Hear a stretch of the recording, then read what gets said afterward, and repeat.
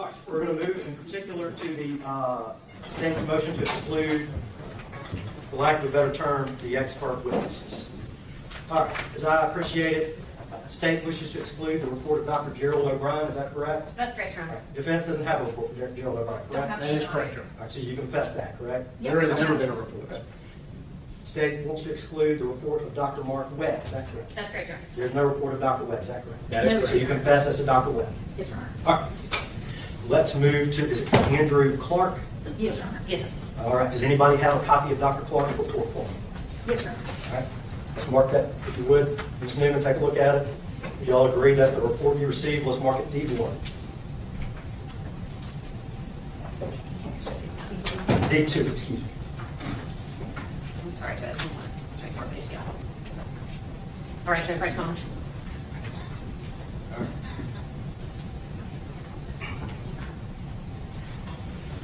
All right, this is the state's motion. I'll hear you out. Was there anybody else that we did not touch on? No, sir, Your Honor. So Dr. Clark, correct? That's correct. Here you go.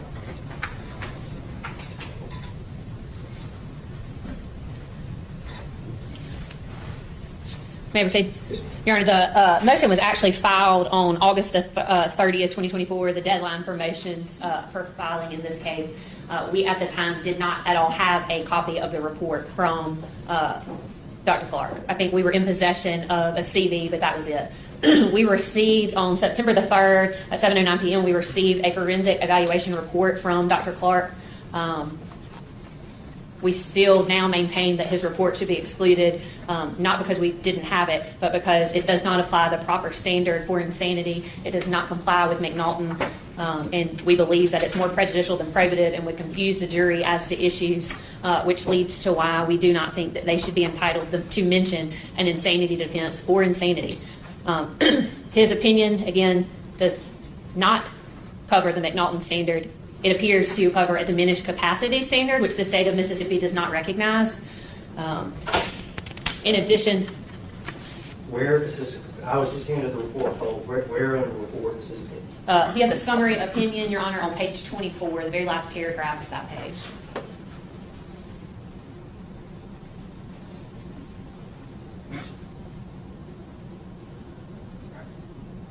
I apologize.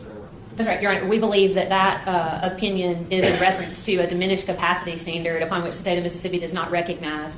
In our motion, we asked for a Daubert hearing. I do not see Mr. Clark in appearance. I don't know what he looks like, but I asked the defense counsel if they intended to have him here before trial, and I was told he was not going to be here. So again, all we have to rely upon is his report, where in fact he does not cite to the proper standard for McNaughton. There are plenty of cases within this state that have excluded similar testimony when it is confusing to the jury. And again, this might be proper for something at sentencing, if I don't want to put the cart before the horse, but if the jury were to find her guilty when the state then requests for a sentencing of life, this might be appropriate for that, but it is not appropriate for comment in front of the jury at any time prior to that. And again, our motion essentially talked about Daubert and the standard. Again, he should be excluded under 702 because his opinion does not reference the proper legal standard in the state of Mississippi.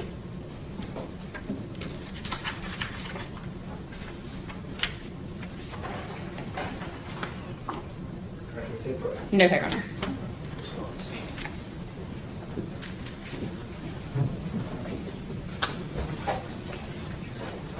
You know, if they're arguing that they wanted a Daubert motion, in their motion that they filed, what they're saying is that they did not have a report. And so, based upon not having a report, that there weren't any foundations or anything laid at that point. The report was given to them on September 3rd. There has not been an amended issue on this. We have not been put on notice or anything that his report did not suffice them to say that he's arguing McNaughton. He is arguing McNaughton. That is the whole thing that we have talked about. It is not diminished capacity.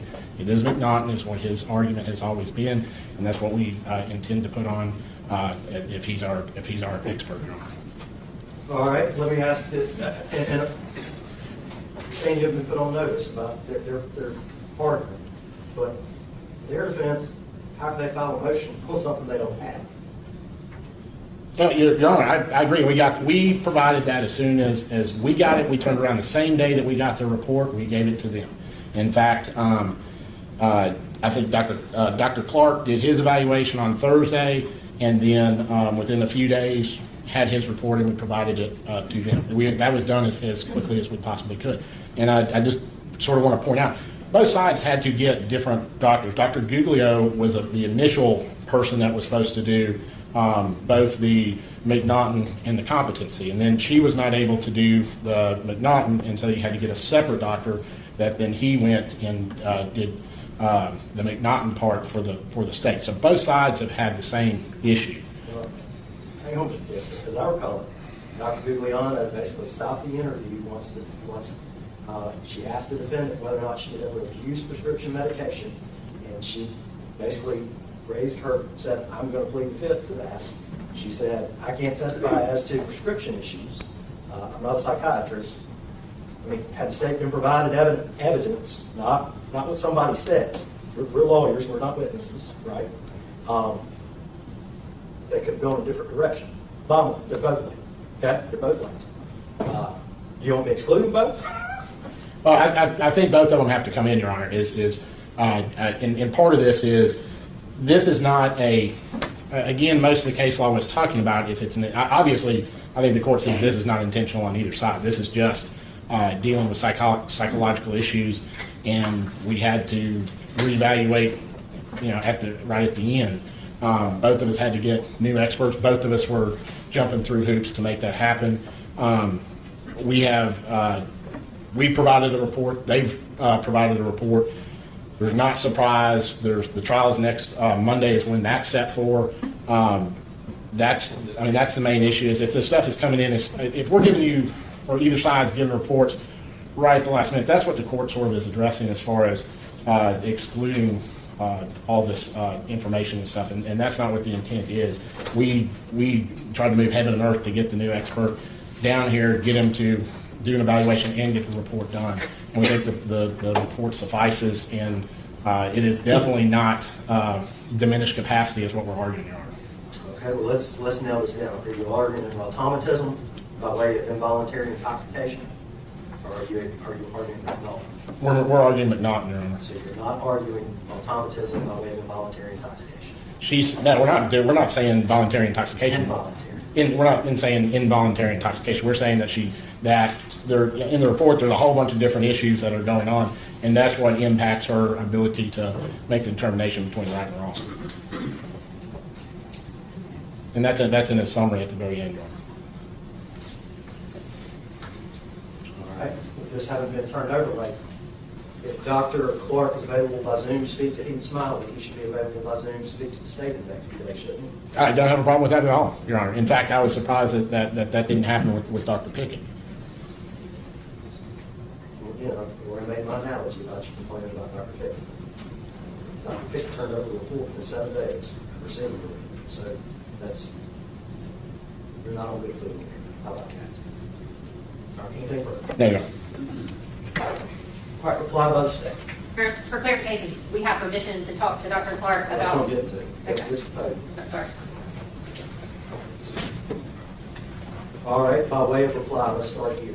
What's the state's objection to you being able to speak to Dr. Clark, even if it's by Zoom or whatever, in order to try to alleviate the late discovery? Yeah, Your Honor. So in our initial motion, we requested a Daubert hearing and further order compelling them to provide the materials that they provided to the expert. So again, we don't have any 90-minute, he says that he relied upon a 90-minute Zoom interview with Heath Smylie, as well as a 4-hour interview with Gregg. I think we would certainly love to talk to him about what disclosures were made during that, but I think this court has ruled already that Heath Smylie will be limited to his testimony prior to August the 20th and in court. But I still think that there's some things we need to ask. But the state still would like a proper Daubert. We do not believe that his opinions meet the standard, and would request that we have a Daubert hearing prior to voir dire, Judge. We don't think that that's fair for us to have to voir dire on an issue not knowing whether the insanity defense would even be argued. All right, so let's take this step by step.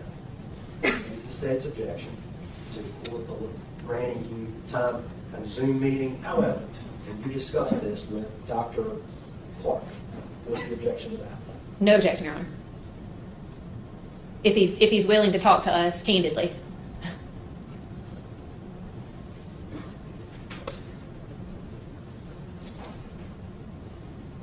All right.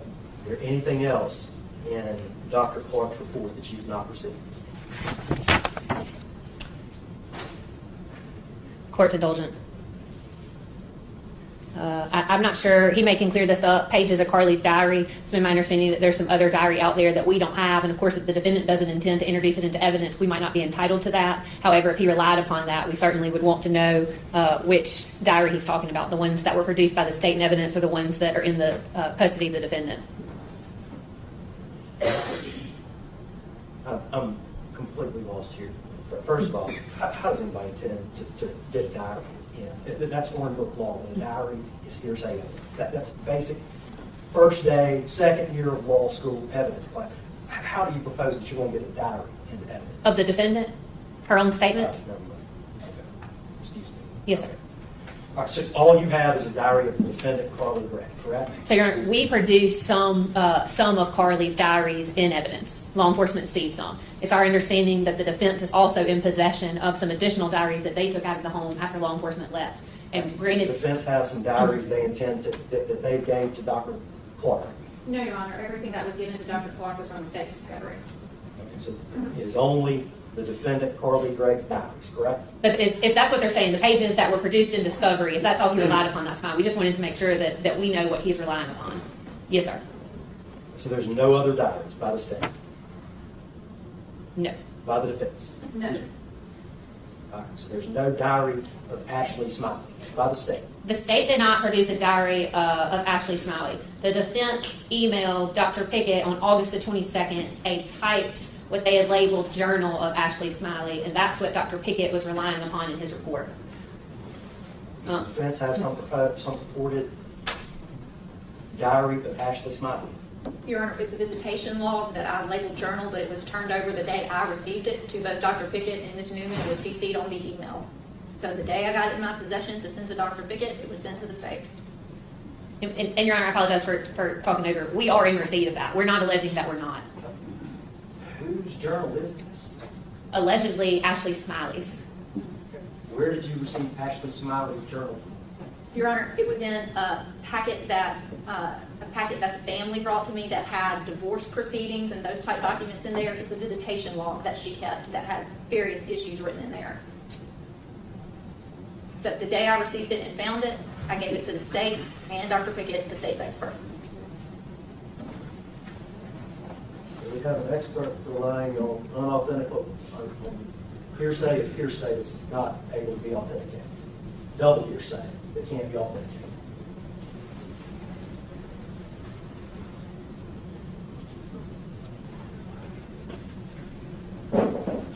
Anything else? Your Honor, again, we'd ask that we be allowed to have a on-the-record Daubert hearing of Dr. Clark prior to voir dire in this case.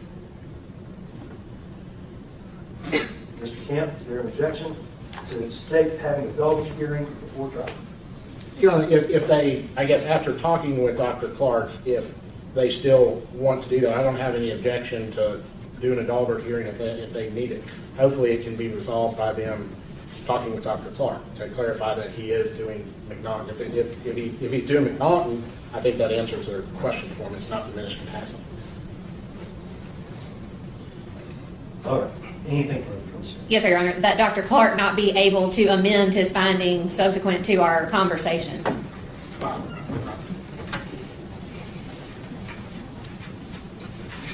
right.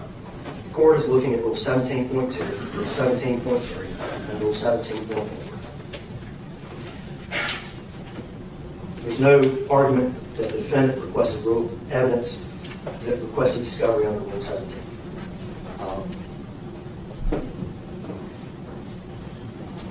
The fact witnesses in this case that were proposed are wholly different than the expert in these courts. I believe I understand what happened with Dr. Webb. The defense can't help it. I don't think Dr. Webb was able to give you what you need or what you want. You put Ms. Randall in a position. So you obtained an expert who got it pretty quick. However, the state's right. There are things where he wants, these experts are relying on double hearsay that can't be authenticated. Now, experts can rely on some hearsay, but you have to be able to prove some reliability. I have to be frank, a journal that miraculously appears at the 11th hour is suspect. This is what the court's going to do. Today is September 10th. If the defense intends for Dr. Clark to testify, you need to arrange sometime tomorrow that a Zoom conference can be held. So the state can question Dr. Clark. We will meet back here Friday morning, the 13th, and we will have a hearing. If the state wishes to exclude part of it, file a written motion. If you still believe it is diminished capacity, we will look at it. This case follows the state follows 250-year-old law in regards to insanity. I believe it is a very wise decision that we continue to follow that 250-year law. It has stood the test of time. This court is not going to be a trailblazer. However, there will most likely be, I'm not putting the cart before the horse, but if the jury does not acquit her, there will be a sentencing phase. I expect diminished capacity can be used in the sentencing phase. So while diminished capacity may not be necessarily admissible during the guilt phase, it would be admissible during the sentencing phase. And Dr. Clark be here for a dog hearing if necessary on the 13th. The defense. If needed, Your Honor, we can get him here. Okay? All right. This is what the court is looking at. The court found there was a discovery violation. However, as Dr. Clark, the court is not inclined to exclude the witness at this time. The court is looking at Rule 17.4, the effect of failure to comply. A, granting a continuance or assessing costs against the appropriate attorney or party. I'll just be quite frank, you can't have money for 20 years. I don't intend to assess you the cost at this point in time. But I've never seen this from you. If I have to grant a continuance from the 16th, I can continue to the 23rd. But I'll address that on this Friday. The court intends for the case to be tried this term. Second thing, B, limiting further discovery of the party failing to comply. This is it. No amendment of Dr. Clark's rule. We're going to ride the horse we brought. Finding the attorney failing to comply and contempt. Or excluding the testimony of appropriate witnesses. Any of the defenses.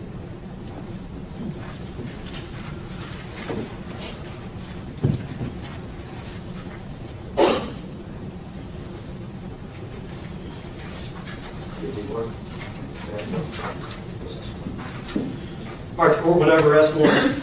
The court looked at it. For example, Vicki Breeden is a witness closely identified with the defendant. The late disclosure, this court, that's what this court has a problem with a witness closely identified with the defendant. What is provided is not the substance of her testimony.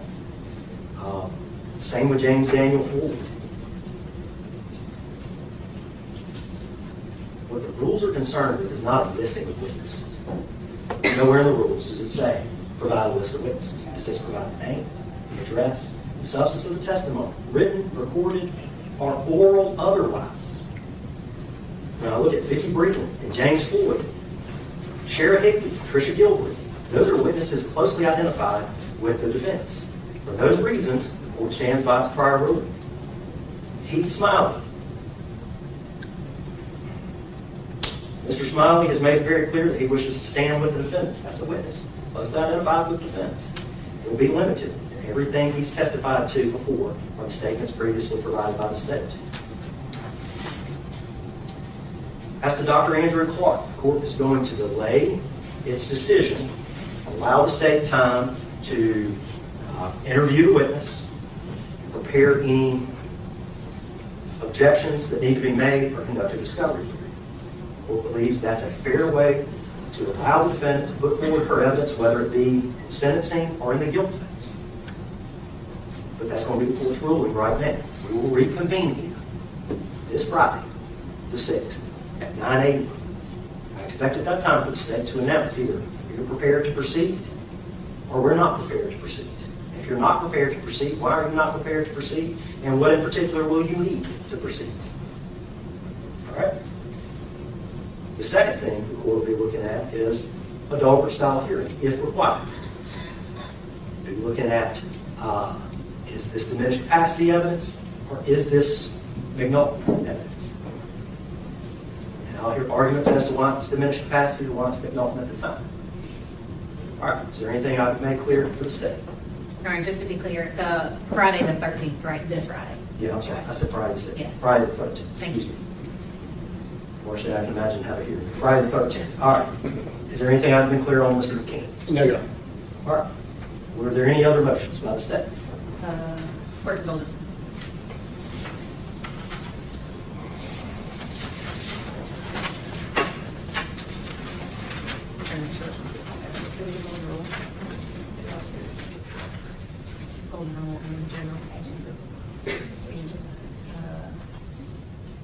No, sir, Your Honor. All right. By the defense. Any further motions? Did you want to argue the motion to transfer to youth court now? Your Honor, I would, Kirk, I'll go to the podium. We have filed our motion. We think that it would be in Carly's best interest, it'd be in the best interest of justice. We filed the motion some time ago. We know we have a trial date coming up, but we'd ask the court if we could transfer the case to youth court in the interest of justice. Response by the state, other than your written response. Our written response, Your Honor, and just for judicial notice, the youth court prosecutor, Corey Garber, is still present in the courtroom. Just would like to, if the court would like to hear from him on whether or not the youth court would be interested in entertaining Ms. Gregg. It's your motion. Do you want to call the witness or not? It's not my motion, Your Honor, it's the defense motion. What is your response? Oh, sure. If you want to call the witness, I'm not calling the Sure, Your Honor. The state calls Corey Garber.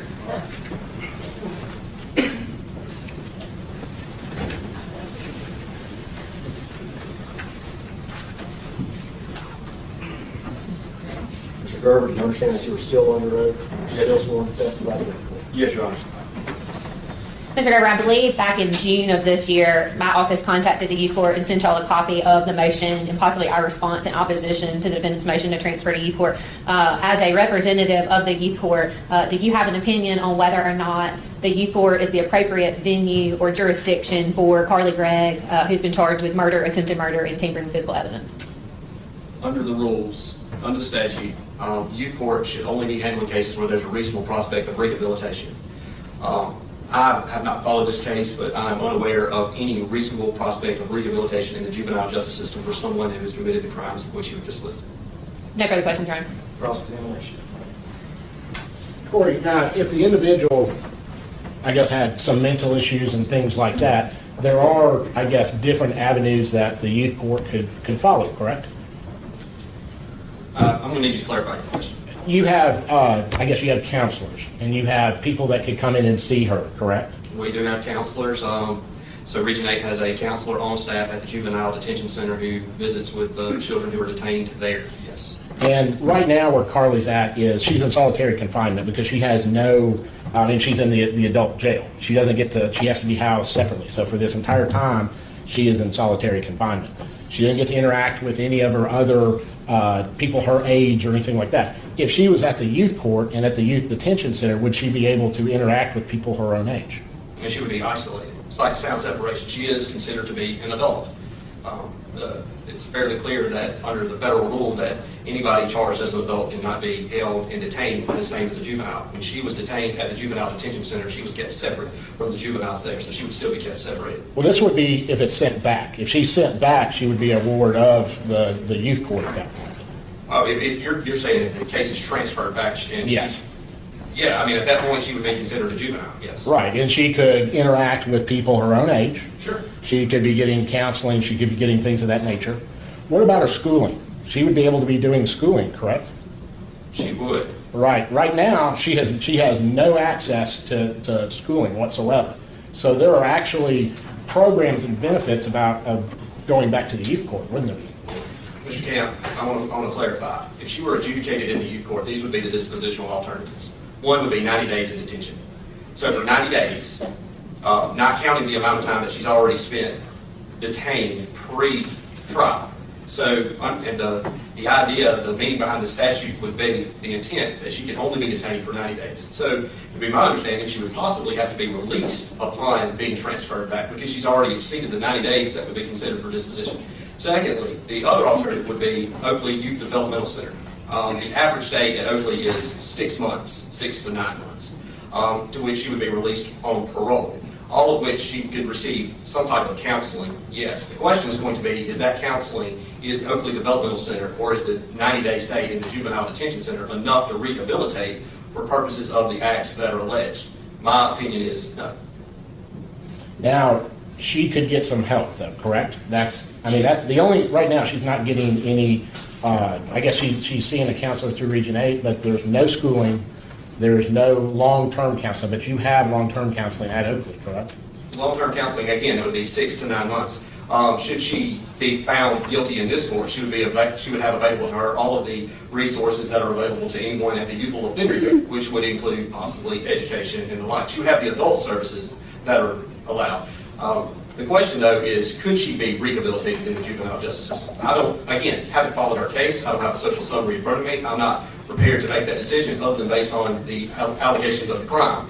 And those types of things are also considered. It's an A through N survey, and the first 6 or 7 factors of that are going to be the nature of the offense committed. That's a lot to be taken into consideration. If we're talking about charge of murder and attempted murder, those are going to be very difficult to rehabilitate in the juvenile justice system. It's just not built for that.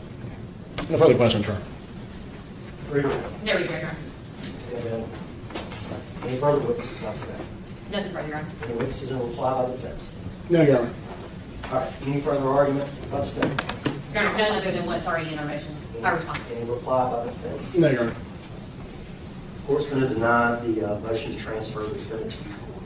I appreciate Mr. Gerber's testimony, but the court was very familiar with the inherent limitations of the youth court. That's not a knock on the Rankin County Youth Court by any means, but as this court appreciates it, me transferring this case back basically is an acquittal. I don't think that's an appropriate ruling for a court to make. I believe in juries. And that's what's going to happen in this case. The jury of this community is going to make the decision whether or not to acquit her, whether or not the homicide is justifiable or excusable, or whether or not the state can prove that beyond a reasonable doubt.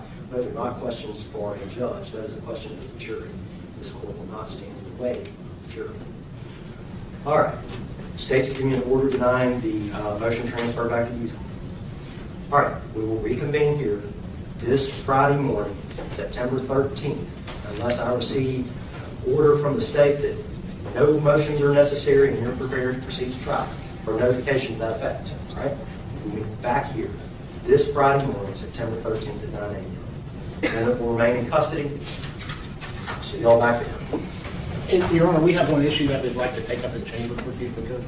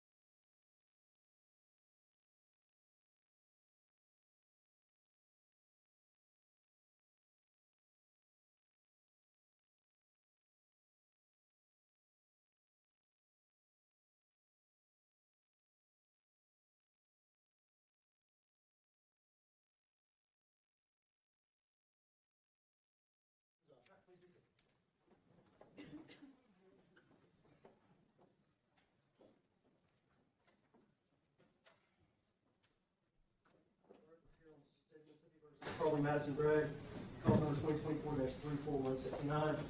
We're here by way of pre-trial conference. All right. We'll begin with docket number 168. The state filed a motion limiting to exclude motion of punishment. The defendant filed no response. Granted. Give me an order to that effect. Yes, sir, Your Honor. One question regarding that punishment as well. The attempted murder statute requires bifurcation both for guilt and sentencing, and of course, we would ask that any comments about sentencing be reserved for that, for the murder and the attempted For murder. the sentencing things, Yes, sir. All right, docket number 169, motion in limine to exclude gold rule and jury nullification arguments. No response was filed. It's granted. State's getting in order. All right, motion, docket number 170, motion in limine regarding facts not in evidence. No response was filed. Granted. Give me an order.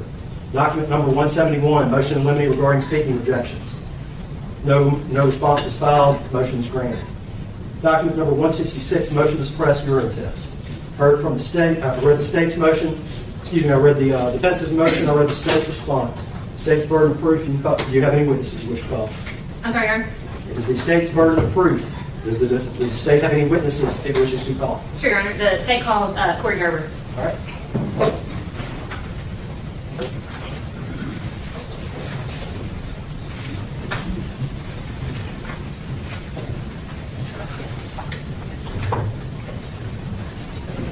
You swear we're affirmed to tell the truth, the whole truth, and nothing but the truth, so help you God. I do. You have a chance to know the answer before an answer. I do. You may proceed. If you would introduce yourself for the record. My name is Corey Gerber. And Mr. Gerber, what is your role currently? I currently serve as the Rankin County Youth Court Prosecutor. As a youth court prosecutor, do you have experience and information regarding what happens when an inmate is intaked at the juvenile detention facility? I do. And is there a policy and procedure put in place regarding drug screening of all offenders once they're taken into custody? It is the practice of the Juvenile Detention Center to drug test everybody that is brought in. That is correct. And to be clear, could you explain for me kind of the breakdown out at the juvenile detention center? There is the youth part, the court part, of which you're a prosecutor, and then there is the detention part. Is that correct? They're two separate entities. The Juvenile Detention Center is run by the sheriff. The Rankin County Youth Court is the court, and they are separated by locked doors. We are two separate entities. Hold on just a second. You can check. It's on like. Testing. Mr. Gerber, you said that each inmate is drug screened at admission. Could you tell the court what's the purpose of those drug screens?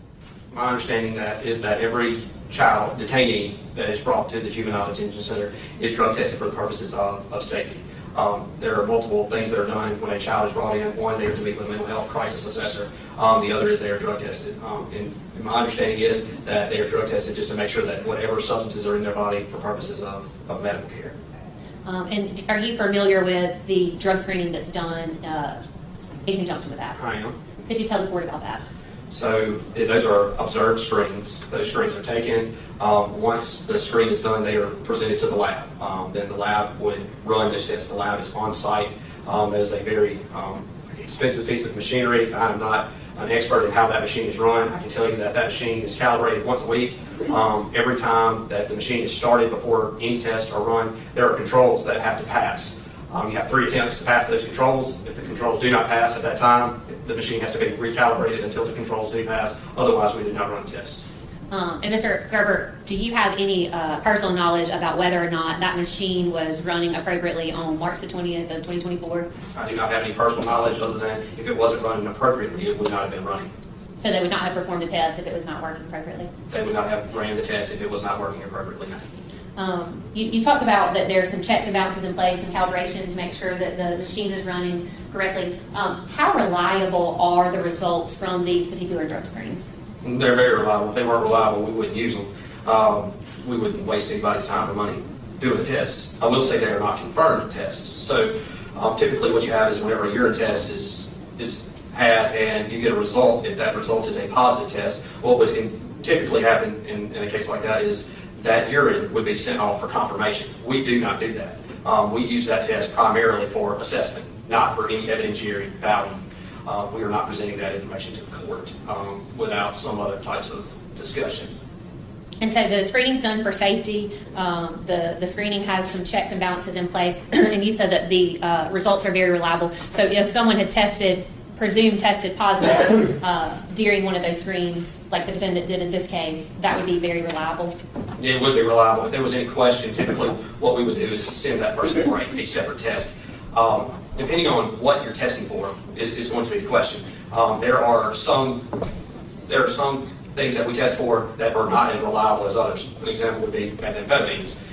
Those are the ones that we typically have the question on. We do send those. We don't send that urine for confirmation. Instead, what we do is send the person out to give another sample and have that sent for confirmation. Court indulgence.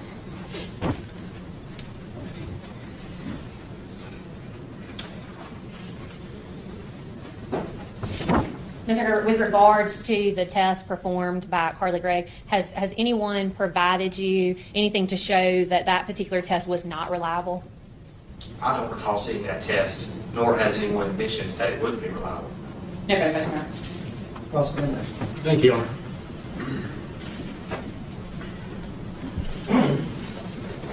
Now, Corey, okay, why was Carly at the youth detention center to begin with? Under federal statute, a child cannot be detained in an adult facility without an interest of justice hearing being had within 6 hours of that child being detained. So as a courtesy to the judge, Carly would have been at the juvenile detention center until a hearing could be scheduled for purposes of that interest of justice. She was there long enough for that hearing to be scheduled. She was transported from the juvenile detention center to the jail here, or to the court. I'm not sure where she was sent after that, but that hearing was scheduled. Okay, so, because she, according to the statute, she's considered an adult, correct? Yes. Okay. And so, my understanding, why is it that everybody is tested in the, I guess, in the youth detention center? Isn't there some federal grant that y'all are under that requires that? I'm not certain whether there's a federal grant that requires everybody to be tested or not. Again, my understanding is they are tested out there for purposes of safety issues, safety reasons. Okay, so she was only going to be held there for a few hours until she could be brought over here to Rankin County. As soon as the hearing could be scheduled, correct. Okay. And so there wasn't a warrant or anything like that to have her do this test, correct? Not that I'm aware of. And there was no probable cause where somebody was saying that we want this test done, correct? I'm not certain. The only thing I can say is that she was tested for the same reasons that anybody else that would be brought to that detention center was tested for. Okay. But she was an adult and everyone else would have been children, correct? Or youth? Okay, correct? She would be classified as an adult. She's still a child. Yes, I agree with you. She's still a child, but she would have been classified as adult. Yes. Okay. And so, now when you were talking about the test itself, and you said that it's calibrated once a week. Okay. Is there like a logbook that you have that says that it's calibrated? I don't calibrate it. I just know that the protocol of practice is that it is calibrated once a week, and that's going to be the first start, typically on Monday. So you don't know if these things are even kept. Is that correct? Oh, I don't know. I don't. I'm not the person running the machine. Okay. And the night that this happened, who ran the machine? I have no idea. Okay. And if I showed you the test card, would you be able to tell us who ran the machine? Yes. Okay. Yeah, approach the witness, Your Honor. Yes, show the counsel opposite. Anything we're going to show the witness, let's mark that. Can No objection, Your Honor. you mark that P1 for identification? Yeah, that's the test card that we have. In fact, that's the only document that we have concerning this test.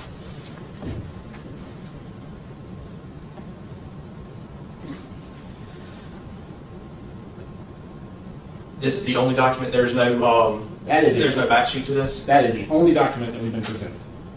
Then no, I can't tell you who ran the test. Okay. From looking at that document, can you even say that it's calibrated or it's been checked or anything? I can't. Not from looking at this document, no. Okay. Now, do you, I guess, once these samples, I guess these samples are given, and you said they're taken to the lab, and the machine's in the lab, is that correct? That's correct. And then they're run at that, the samples run at that point. It is run once the machine is started. So a better answer for your question is that if the sample's taken at night and it's placed in the lab would be started by the person that runs the machine when they would get there the next morning, and then it would be ran in. So I don't know what time this was taken. I can tell you the date that it was taken based on this. It was collected on the 20th, according to this sheet, and it would have been ran the same day at 9:21. Okay. And when these samples are, I guess, run, what happens, I guess, is there going to be extra fluid? Or is it marked and then it's put in I guess you'll have a refrigerator or something? So yes, that's That, when you have a refrigerator, but no, the extra fluid is disposed of. We do not keep the urine, not to my knowledge. Okay, so you run this test. So let's get back to this, where you say you use the test for. Because the test is for the youth court, basically. Is that correct? Well, it depends on the case. I mean, yes. I mean, if this child were to be a child under the jurisdiction of the youth court, this test could be used for multiple things. One, to give the detention staff an idea of what is in that child's system for purposes of maintaining the child at the juvenile detention center. The second could be for purposes of disposition. The youth court is a court of rehabilitation, and we want to address the whole child. So if I see this particular test, I can tell you that it's positive for cannabinoids in an amount of 237.7 nanograms per milliliter with a cutoff of being 20. That would indicate that this child has consumed some type of cannabinoids. We would want to know that moving forward for purposes of A&D assessments and possibly enrolling them in some type of program to address cannabinoid use. If there's a question as to whether or not this is accurate, what would happen at that point is we would send that child for something else. But these tests are reliable, they're just not confirmed. So there is no, I would not use this as an evidentiary test. Right, and that's what I'm getting at, is an evidentiary test to say that is actually what it is. That's not what you use them for, and that's not what they're designed to be used for, correct? That's not what I use it for. Again, this is just an assessment tool used by the court for purposes of disposition. In the event that there's no contest between the child or the person, the donor, sometimes adults get these tests. If there's no contest about what is found in these tests, at that point they can be submitted to the court. But I do not submit these to the court for evidentiary value at adjudication. And so where we're at right now is, you said they're calibrated. There's no calibration documents or anything that I provided you or that you have in front of you, correct? I don't have it, no. If you haven't provided me with it. And I think the only thing I gave you is a test card that was given to us. That's correct. Okay. And so that doesn't tell who did the test. It doesn't say if the other safeguards have been done on the test. It doesn't, is the person even qualified who ran the test? We don't even know that, do we? I will tell you that there are only certain people that are allowed to touch that very expensive machine. They are all qualified to run it. But I can't tell you who did that particular day. As to your other question, it was selected by someone in the Rankin County Sheriff's Department. So that would be a detention staff. But I do not know who that would have been. That information can be gathered, but I don't have it.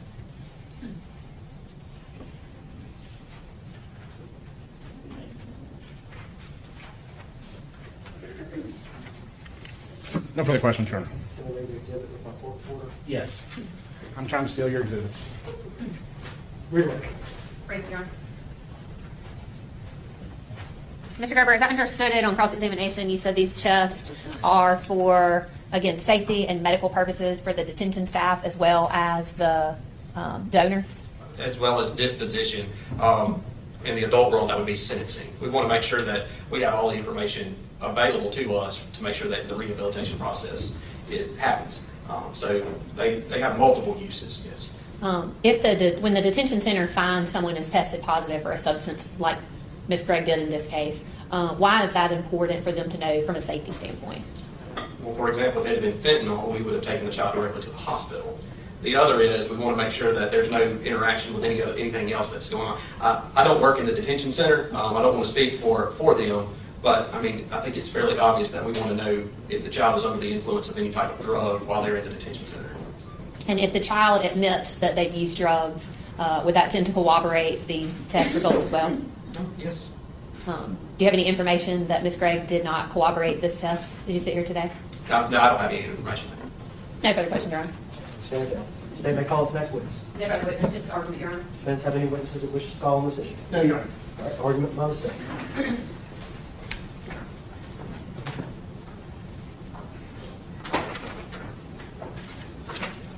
From here, Your Honor.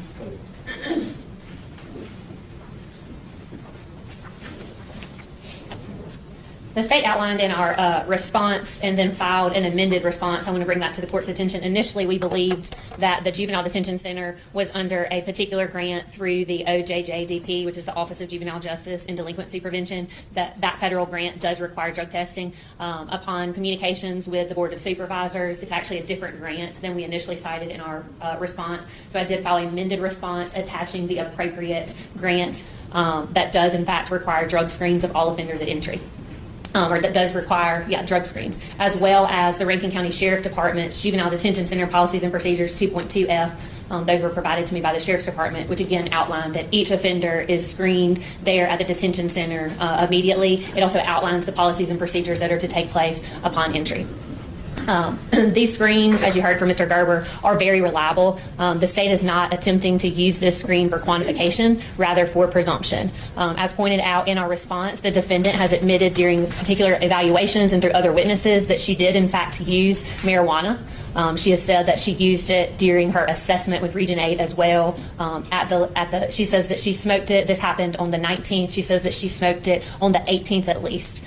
We believe that this information is certainly pertinent since she has asserted her right to claim an insanity defense. As this court's well aware, in cases such as Crawford v. State, once the defendant puts their sanity at issue, the door is thrown wide open for the admission of evidence of every act of the accused's life relevant to the issue of insanity or sanity and is admissible in evidence. That's Crawford v. State, 867 Southern 2nd, 196. Additionally, Mississippi Rules of Evidence 703 states that an expert can rely on facts and data that are not necessarily admissible in evidence. And so our doctor, Dr. Pickett, has relied upon Carly's admissions of using marijuana as well as this presumptive test to show that is and does call into question her mental state. As this court is also aware, voluntary intoxication is not a defense to murder.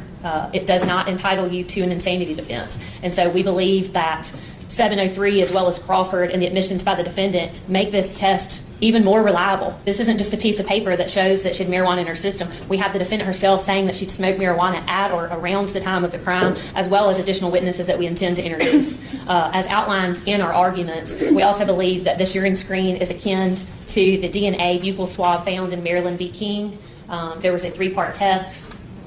We believe that it's similar in that the Rankin County Detention Center's booking policies require that all offenders be screened, that urine, and also that urine sample is the least and minimally invasive drug screen that's available to them at the time. And as such, we believe that the drug screen itself should be admissible under Maryland v. King.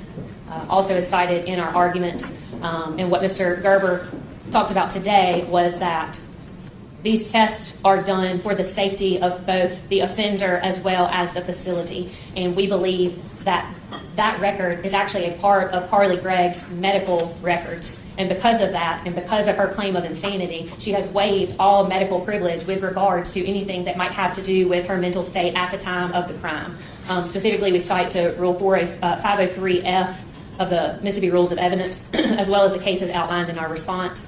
We ask that the state be allowed, that our evaluating psychiatrists be allowed to review and talk about the results from this urine screen as they do affect the defendant's mental state at the time of the crime.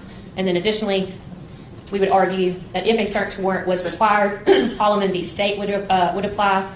In this case, it was a drunk driver who killed someone driving in a car. Law enforcement was on the scene. They observed the presence of beer cans, empty syringes, and bottles containing unidentified liquids. At the time, the person's blood was drawn, and also a urine sample was taken.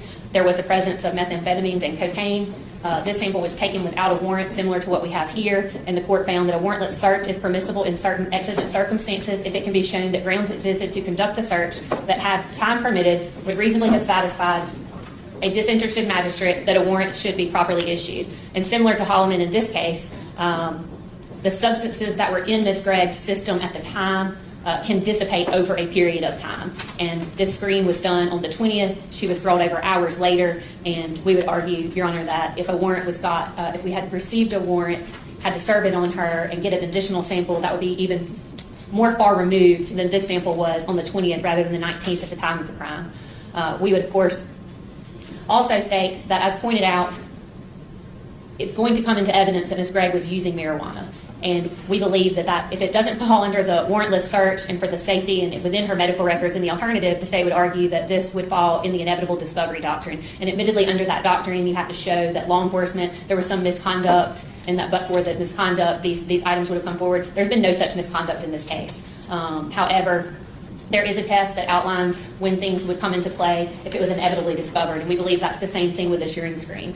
Based on admissions by the defendant as well as other evidence, law enforcement had at the time in their possession illegal substances, the presence of the vape pens that they had seized from the house, and knew of the fact that there may be a potential for drugs to be in her system. We would certainly ask Your Honor to consider all of those exceptions and rule that the urine screen would be admissible for its purpose of showing that marijuana was in fact in her system and not for a quantitative state. Response? Thank you, Your Honor.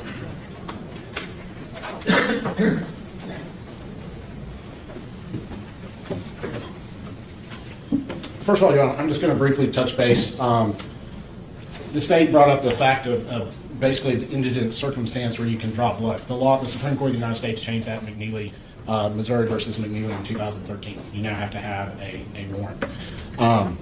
So when the state's saying that you do not have to have a warrant in that type, like in the hallway situation, that was a different time. That was okay at that time. That would have been under the Shoemaker ruling that said that there were exigent circumstances and that you could get away with not having a warrant. That has now changed. The one thing I want to say is that with this charge, Carly was charged as an adult, and she was taken to the youth detention center. And it puts her in a different status than most people that are going to the youth detention center. Most of the people that are going to the youth detention center are being handled as youths. In fact, I would say all of them except a very small, minute amount. In Carly's situation, she's entitled to due process, which is there has to be a warrant, there has to be probable cause, there has to be some of the protections built in. They bring up the Maryland v. King case, and they say, well, in Maryland v. King, there was actually a state statute that mandated certain testing. And the Supreme Court was looking to see if that was viable, if that was a viable law. And they came back and they said, yes, that there was it validated the law. It said that there was a judicial reason for them to have the law, to have the testing. So therefore, what they did in Maryland versus King was okay. That's not the type of situation that we have here. There is no Mississippi law. There is no federal law that says that this shall be done. This is just the policy and procedure of the Rankin County Detention Center. And so what's happened is she's entitled to due process, and that didn't happen in this situation. There is no probable cause, there is no warrant. That was testified from the stand. The next thing that I want to bring up and put to the attention of the court, in order for a test to be valid, you have to have the person, and this is under Mississippi law, and this is any of these chemical tests, you have to know who the person is performing the test. You have to know the testing procedures. It has to be laid out somehow, and it has to be presented to the court and say, hey, this is done. And then the last thing is there has to be something to show that it's reliable. The way they show that it's reliable is having calibration records. You have the information of who did the test, how it was done, when it was done, and it was done according to the way the test was supposed to be carried out. We don't have any of that.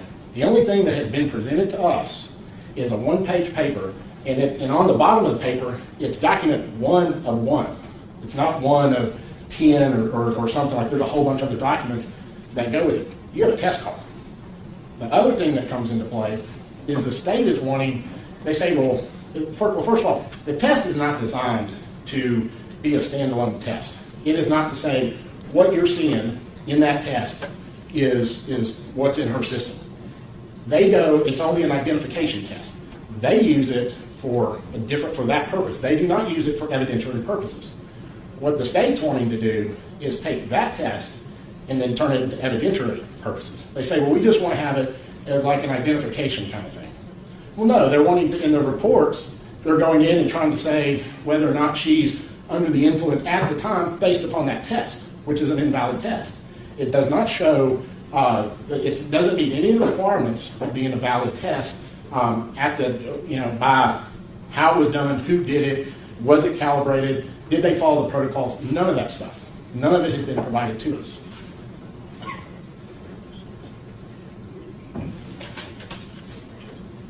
And also, there's been no consent, there's been no testimony that there's no consent, there's no warrant, the test wasn't done right, it's being used for a different purpose than what the youth detention center uses it for.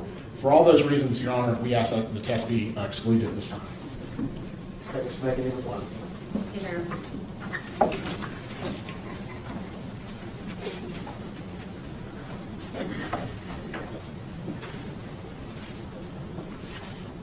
I believe that Missouri versus McNeely deals with warrants for blood draws, and in this case, we're talking about a urine screen. Also, Mr. Camp mentioned the laws in Mississippi and the statutes about calibration, and I believe what he's referenced it to is the implied consent law, which talks about intoxilizers, not the drug urine screens. Again, we believe that this does fall within the exceptions as cited in our amended response and also argued today. And more importantly, we believe that it falls within Ms. Gregg's medical records upon which she's waived any privilege to, as well as under Rule 703, and that our expert should be allowed to rely upon the presence of marijuana in her system at or near the time of the crime, including the day after the offense, to render his opinions regarding her mental state at the time. We ask that the urine drug screen not be suppressed in its entirety, Your Honor.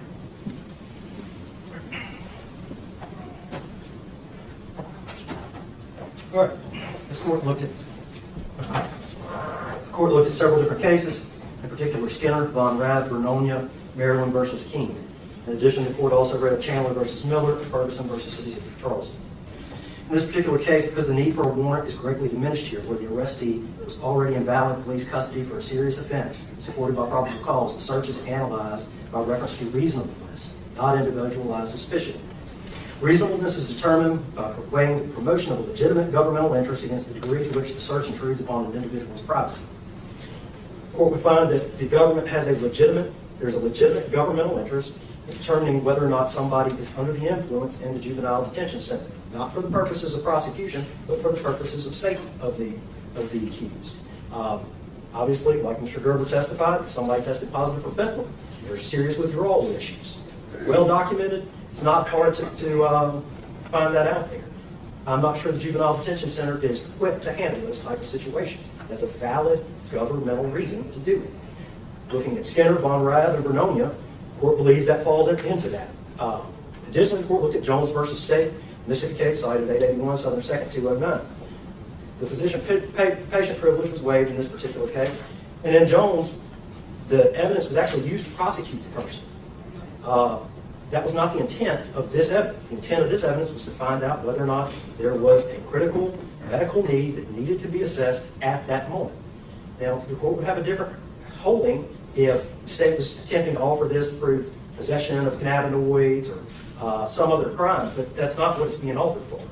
In retrospect, the state was able to go back and look at that and raise it for the defendant's insanity defense. So for those reasons, in the case law cited, Maryland versus King, the court would also find that a urine analysis is the least invasive and most reliable method to obtain a drug screen. A needle would be very invasive. Buccal swabs are not considered to be very reliable with saliva type testing. Hair testing is invasive. You're removing a piece of hair from the child's body. And in addition, the reliability of those in short periods of time are not where they need to be, so to speak. It shows too great of a window. So for those reasons, the court is going to deny the motion to suppress. However, the court is going to restrict the state. You're not to get into this in your case in chief. It can only be used if and when the defendant raises their insanity defense. That'll be the court's rule in the states to give me an order. All right. Next matter was a motion for gag order document number 177. The response was filed late. As such, it will not be considered. The motion for gag order is granted. Give me an order. Next motion is document number 175. Motion to enforce the court's previous orders and compel the motion in limine to exclude evidence not previously discovered, produced, and discovered. Again, the response was filed late. Document number 174. Motion in limine to exclude insanity defense, exclude testimony of Dr. Gerald O'Brien, Dr. Mark Webb, and Dr. Clark. Again, there was a late response filed. However, we're going to have to deal with the issue of late file discovery, so I want to hear it all at once. State's motion, here you go.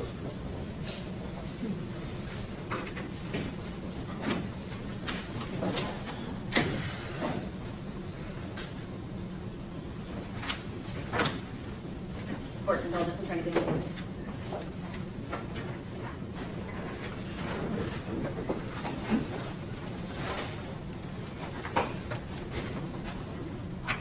Once getting that together, for the record, even though the responses were filed late and the others, I did read them before I granted approval, before I granted the election. All right, let's see.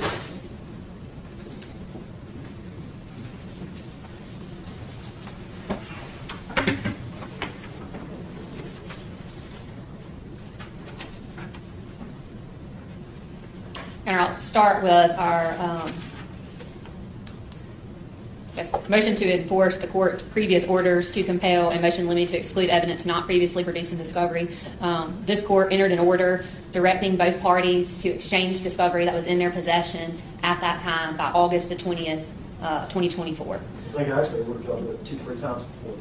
That's correct, Your Honor. The last order regarding discovery said that all discovery within the party's possession, there was also an in-court hearing regarding that, was to be turned over or the possibility to be excluded. All right, let's start.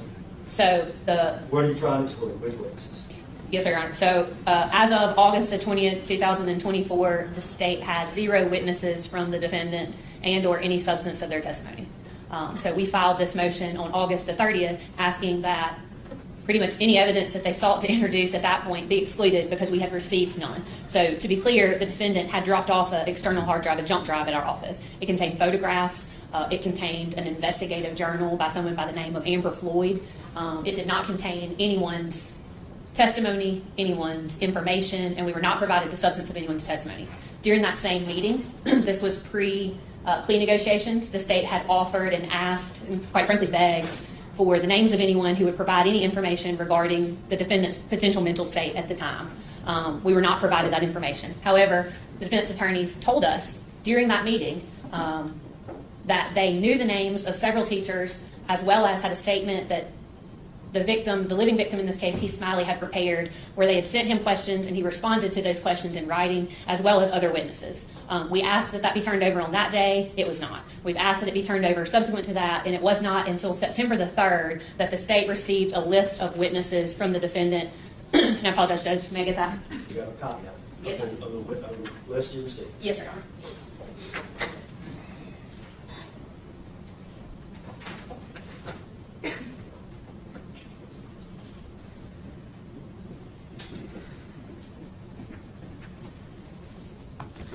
On September the 3rd, the state was emailed a witness list that contained the name of Smylie, stating that his proposed testimony would regard his personal knowledge and observation of the events on March the 19th, 2024, his relationship with Carly's mother, Carly's relationship with Heath, Ashley Smiley's mental and physical state, which we've been provided no documents to that effect, Carly's behavior and mental health issues from the fall of 2023 through the present. At this point, we still have not been provided any documentation, any statements, anything regarding any mental state other than the records that we've requested from 2023 outside of Mr. Smiley's interview with law enforcement on April the 4th that we provided.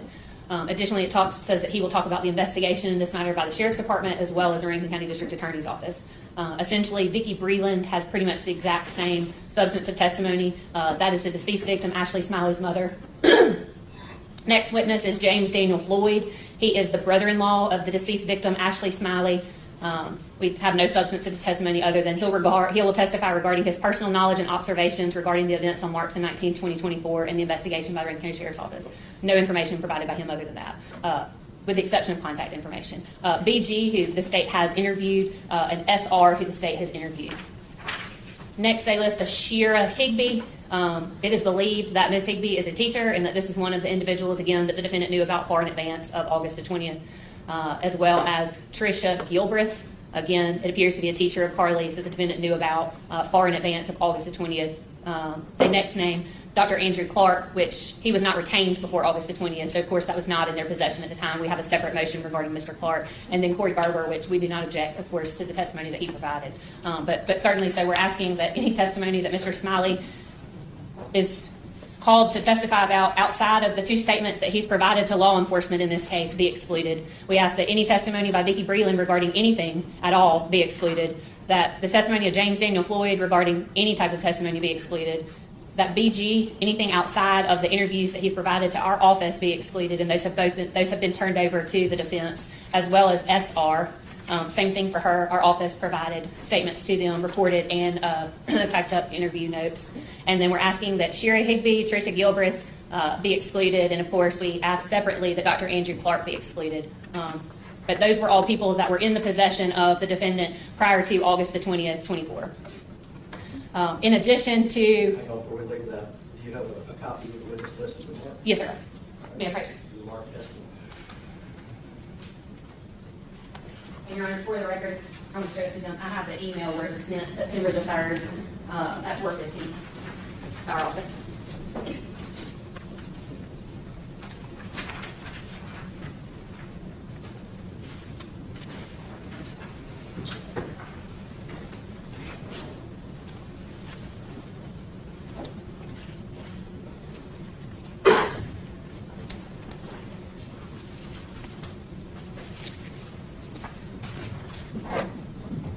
May I proceed?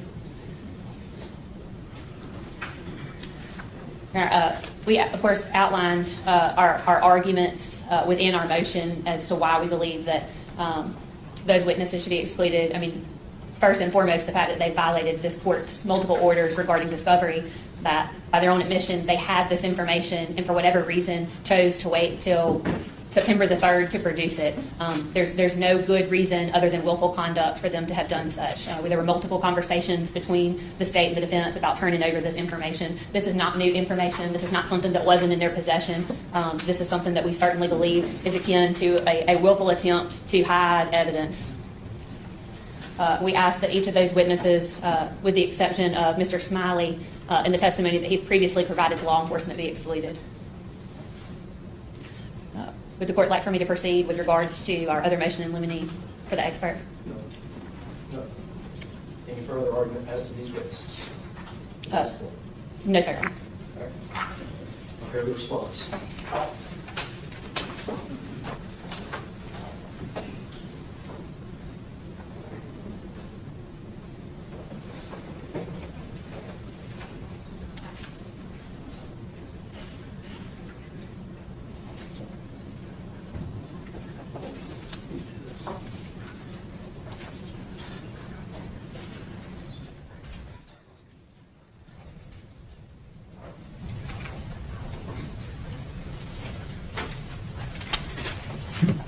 You know, we provided the state a witness list.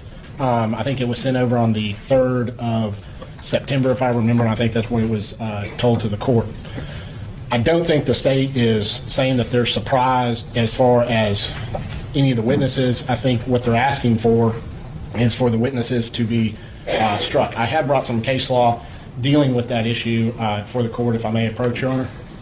Listen, I'd like to see your case law. Dealing with when we're talking about witnesses being struck and everything, Your Honor, the issue of witnesses not being allowed to be used, it gets into the issue of surprise, whether or not the other side is being surprised. Most of the time, in all the case law, it is either in the middle of trial when that's taking place, or right on the eve of trial. What about Page versus State? Again, Your Honor, I'm not familiar with Page versus Page State. versus State was 11 days before trial. The defendant provided a list of witnesses but did not provide the substance of their testimony. He made the exact same argument that you've made before this court in regards to an affirmative defense of alibi. And the Supreme Court said the court was right to strike it down and exclude it. Well, my understanding following in looking at the case law as far as, I guess, what has been provided and everything, most of the witnesses that we have are witnesses that we have gotten from the state. Okay, the Supreme Court's also dealt with that. There is no exception. Under the defendant's requirement to disclose witnesses in Davis versus State, 9.04C1 clearly required the defendant to disclose the names and addresses of all witnesses in chief, which the defendant may offer trial, together with a copy of any written or recorded statement or oral statement they were aware of, and the substance of any oral statement. The rule contains no exception for a witness who is referenced in materials that the state produced in discovery. So I will start. This is your burden of proof. Show me what you produced as to each Smylie.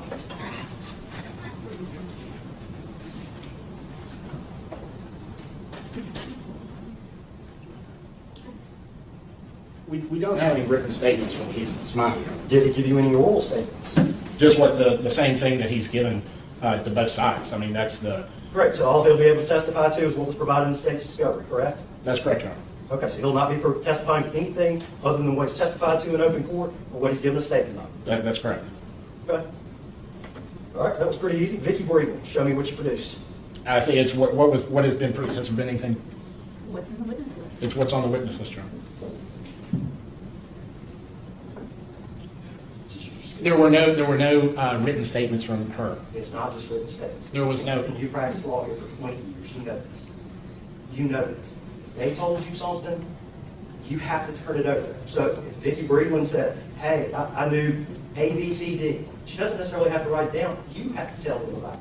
Y'all show me what you produced. Is there anything else that you produced other than what's on S1? No.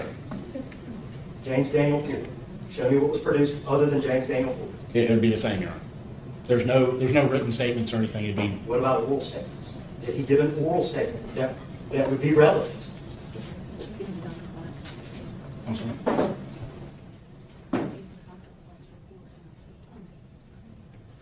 Your Honor, Dr. Clark talked to E. Smylie, and that is in Dr. Clark's report. So that has been furnished. When? What day was that furnished? On the 6th, I believe, Your Honor. September? September 6th. 17 days after the fourth discovery deadline, the court did? Yeah, it wasn't a conversation I had with E. Smylie. That is, we're just bringing to the court's attention that those statements are in, Dr. Clark interviewed E. Smylie. I was not present. BG. What was produced in relation to BG? I guess the same thing that is on the All right. SB, SR. same thing? Same thing. Share here. Same thing, Your Honor. Tricia Gilbert. It's going to be the same thing.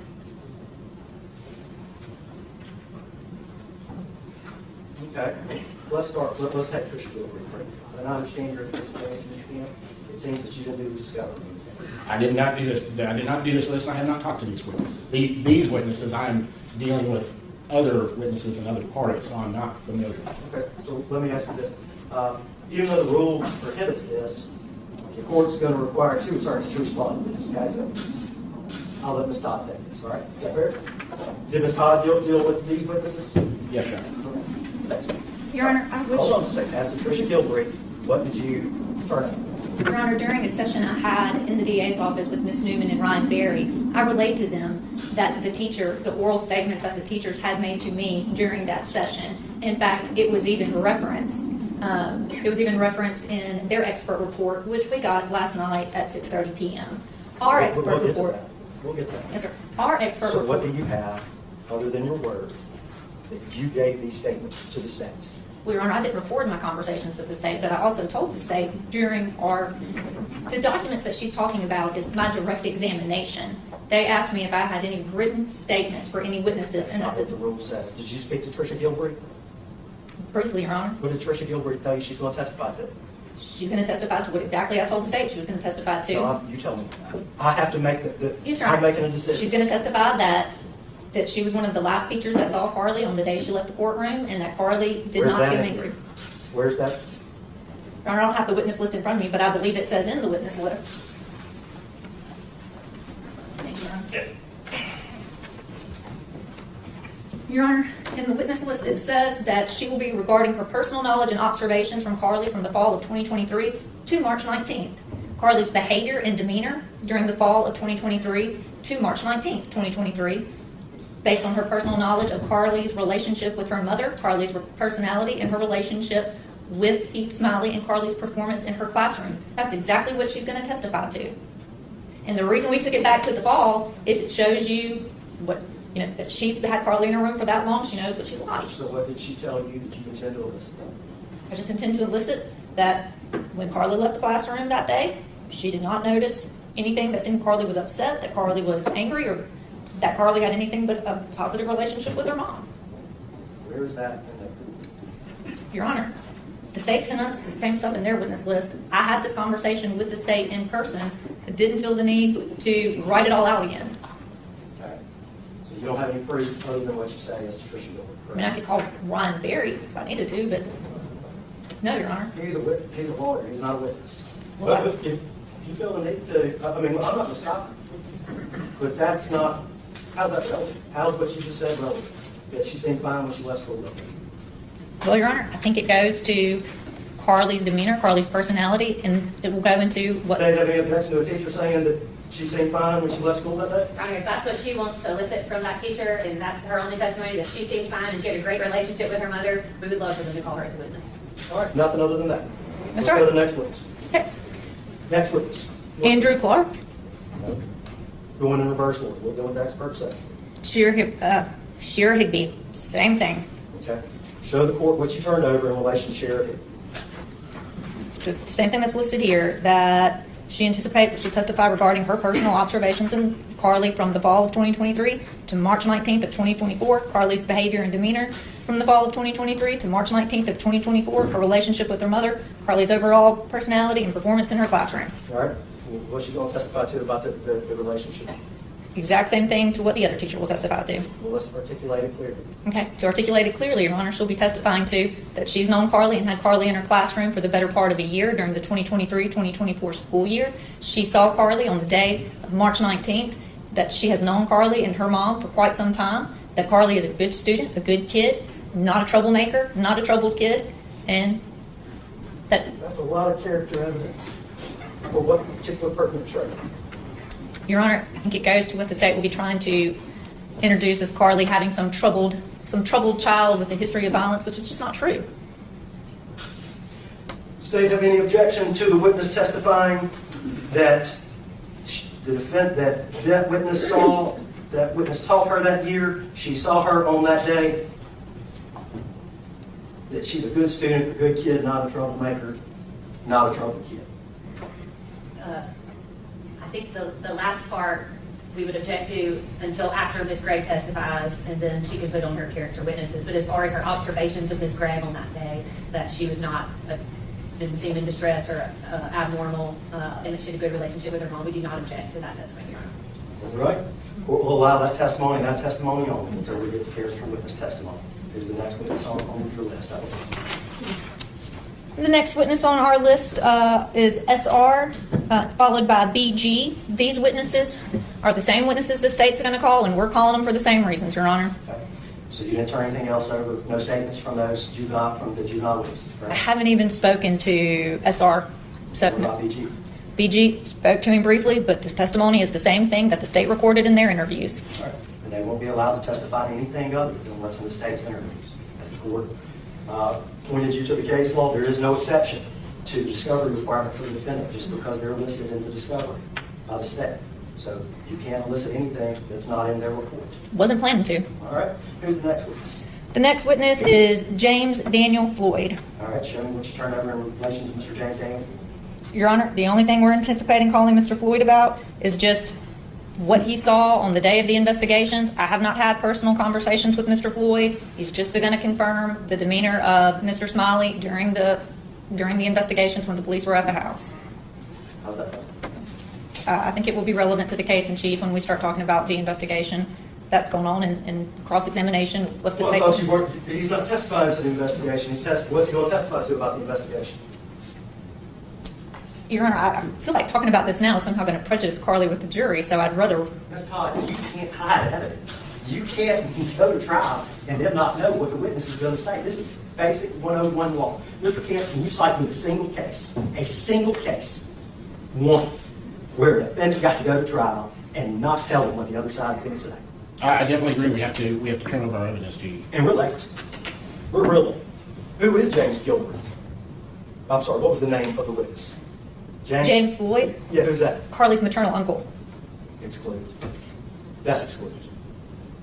That's excluded as a willful discovery violation. That statement right there, there's nothing that's been turned over of any substance. Excluded. Next witness. Next witness is Vicki Breland, the maternal grandmother, and it's going to go to the statements she made, not to me, but to the statements she made to the expert witness, Dr. Clark, regarding the family's mental health history. When was that turned over? That was turned over on, The third. the 3rd, Your Honor. We got the state's expert witness report last night at 6 p.m. You complaining about the state's rebuttal witness to your witness is a bit like a lady standing in the street holding the Christmas sign and screaming she's hungry. You were ordered to turn over an expert witness July 28th. You told me it'd be July 22nd. After the discovery deadline passed, we had a new expert witness was hired. So you juxtaposing what they've done with what you've done. Bottom line, what did you turn over to them? Show me what you turned over to them in relation to Graham. The relationship would be the statements made to Dr. Clark, Your Honor. That's in Dr. Clark's report. And again, Your Honor, All right. both the state and the defense had to retain new experts after the discovery deadline was passed. Now, the state's expert was retained before. The state's expert in being Dr.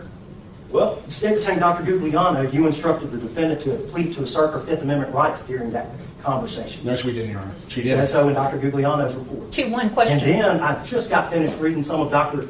Pickett's report, and we're going to get to that. We're going to get to that. But let's stick with the grandmother and what you did. If you want to take shots at them on the expert witness, we'll do that.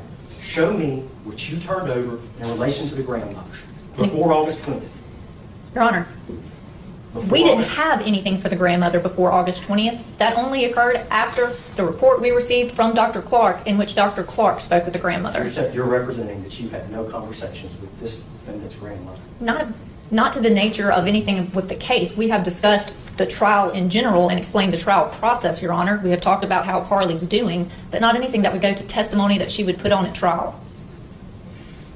All right? Before we move on from that, I want to hear a response from the state. Does the state have had the opportunity to speak with her?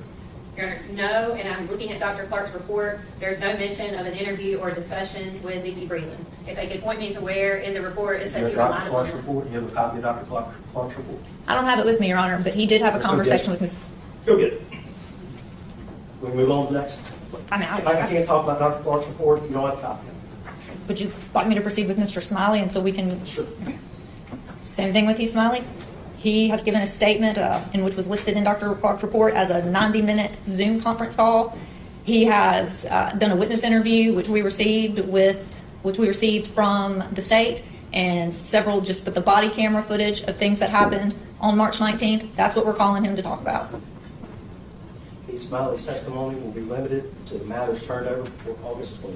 Your Honor, I would also cite that Mr. Smylie testified before this court, and we have that transcript on June 4th. The state has that, so we intend to elicit the same testimony at trial that we elicited on June 4th. You're allowed to do that. I said before August 20th.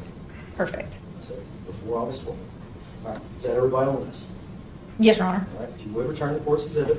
And while we move to Mr. Camp, I assume you're handling the expert witnesses. Is that what your? Yes, Your Honor.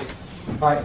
Ms. Todd, I think your office is across the street. You can go get a copy of Dr. Clark's report. Well, if the state has it, I can reference it right Yeah, here. that has writing on it, Your Honor. I don't have a clean copy of their I need a report. clean copy of Dr. Clark's report, please. Somebody. No, that's not his report. It's hard for us to proceed without a copy of the report. Y'all need a few minutes to get a copy of the report. Yes, I didn't bring a copy of his report with me today. I can't really address what the grandmother or Smiley said without seeing Dr. Clark. So let's take a, is there another motion we can handle while somebody gets a copy?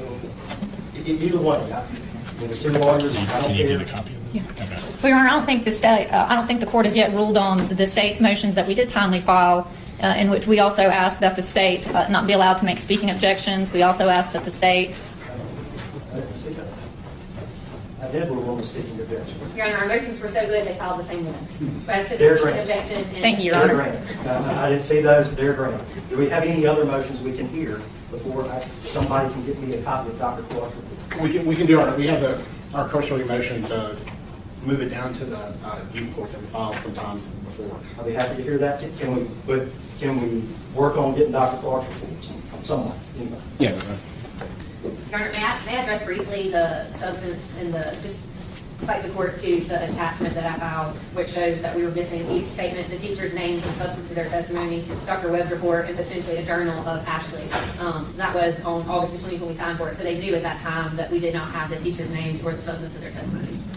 Is there an alleged journal of Ashley Smiley? We do not have a journal of Ashley Smylie. Does anybody have an alleged journal of Ashley Smiley? I don't think I understand, we don't have it. We do not have Where it. did that come from in Dr. Pickett's report? I've been able to read about 17 pages of Dr. Pickett's report. He references the journal of Ashley Smiley. Who gave him, I don't think Dr. Pickett just made up the journal, did he? We didn't provide Dr. Pickett with anything, so if he's, that would have been something that the state gave him. That's not, All right, let's take 15-minute recess. Y'all go get Dr. Clark's report. 15-minute recess.